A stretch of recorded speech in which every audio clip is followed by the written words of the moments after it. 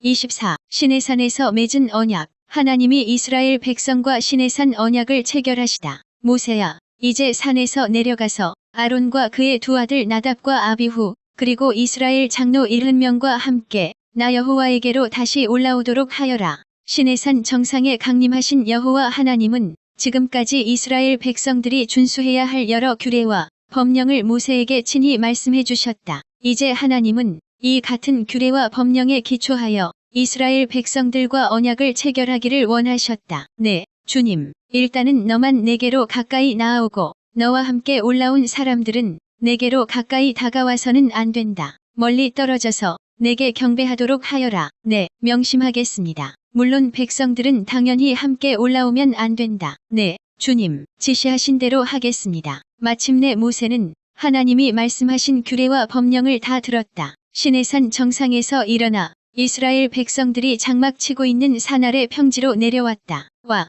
모세다. 모세가 살아서 내려왔다. 시내산 정상의 장엄한 광경에 압도당한 채 산 밑에서 오랫동안 벌벌 떨며 하나님을 경배하던 이스라엘 백성들은 산 위에서 내려오는 모세를 보고 매우 반가워하며 소리 질렀다. 하나님의 위엄과 장엄함이 워낙 컸기 때문에 모세가 산 정상에서 어쩌면 죽었을지도 모른다고 생각했던 것이다. 산 아래 이스라엘 장막으로 돌아온 모세는 여호와께서 자신에게 일러주신 모든 말씀과 규례와 법령을 빠짐없이 전했다. 모든 말씀을 전해들은 백성들은 한 목소리로 대답했다. 알겠습니다. 주께서 이르신 모든 말씀과 규례와 법령을 그대로 실천하겠습니다. 주께서 명하신 대로 어김없이 순종하겠습니다. 좋습니다. 여러분, 그렇다면 우리는 주님과 언약을 체결할 수 있습니다. 내일 하나님과 언약을 체결하도록 하겠습니다. 모세는 주께서 하신 말씀을 모두 두루마리에 기록했다. 다음 날 아침,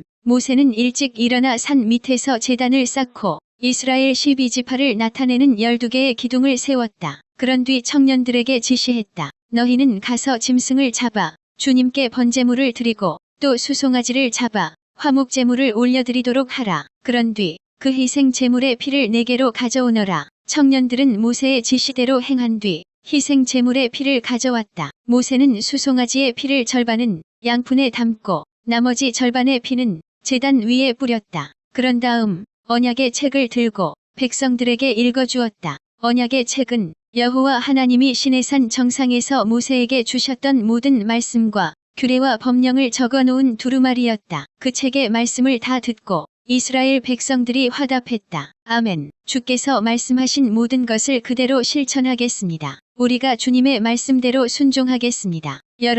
여러분이 주님의 말씀대로 따르겠다고 대답하였으니 이제 희생 제물의 피로 하나님과 언약을 체결하고자 합니다. 모세는 양푼에 담은 수송아지의 남은 피를 백성들 위에 뿌리면서 말했다. 여러분에게 뿌린 이 피는 지금까지 주께서 하신 모든 말씀에 근거하여 주께서 여러분과 맺으신 언약의 피입니다. 이렇게 피로 언약이 체결되었으니 여러분은 주님 말씀대로 따르겠다는 그 맹세를 절대로 깨뜨리지 말아야 합니다. 고대 세계에서 흔히 개인이나 부족이나 나라 간에 동맹을 맺거나 계약을 체결할 때 희생 제사를 지낸 뒤 그 희생 제물의 피를 나누어 마시거나 뿌리는 풍습이 있었다. 이때 하나님과 이스라엘 백성도 이 같은 당시의 풍습에 따라 상호 언약을 체결했던 것이다. 이른바 시내산 언약이다. 이제 언약 체결의 비준을 위해 백성들의 대표자들인 장로들이 하나님께로 나아가야 했다. 모세가 그들에게 말했다. 여러분은 나를 따라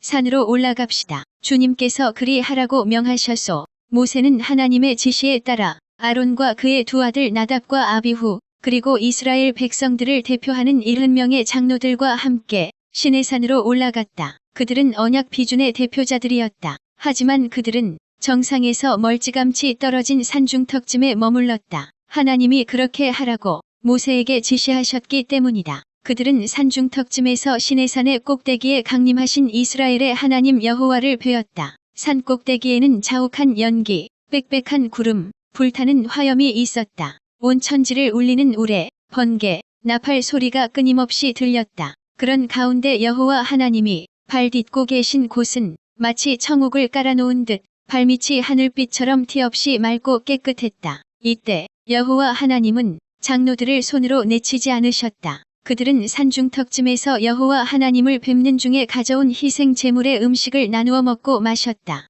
동맹을 맺거나 언약을 체결한 뒤 음식을 함께 나누어 먹으면서 상호 친교를 나누던 풍습을 따른 것이다. 하나님과 이스라엘 대표자들도 희생 제물의 음식으로 거룩한 친교의 향연을 나누었다. 언약의 비준 의식이었다. 이렇게 계약 체결에 따른 비준과 친교의 향연이 마무리되자 모세와 장로들은 산 아래로 내려왔다. 얼마 후 주님의 말씀이 모세에게 다시 임했다. 모세야, 너는 혼자 산 꼭대기로 올라와 내게 머물러 있어라. 이스라엘 백성들을 가르치기 위해 계명을 몸소 기록한 돌판을 내게 주겠노라. 모세는 장막에서 일어나 산 꼭대기로 올라갈 채비를 했다. 산에 오르기 전 모세는 아론과 훌을 비롯한 이스라엘의 장로들에게 일렀다. 내가 돌아올 때까지 여기서 기다리십시오. 아론과 훌이 여러분과 함께 있으니 내가 없는 동안 무슨 문제가 생기면 두 사람에게 문의하도록 하시오. 이렇게 당부한 후 모세는 자신의 보좌관 여호수아만 데리고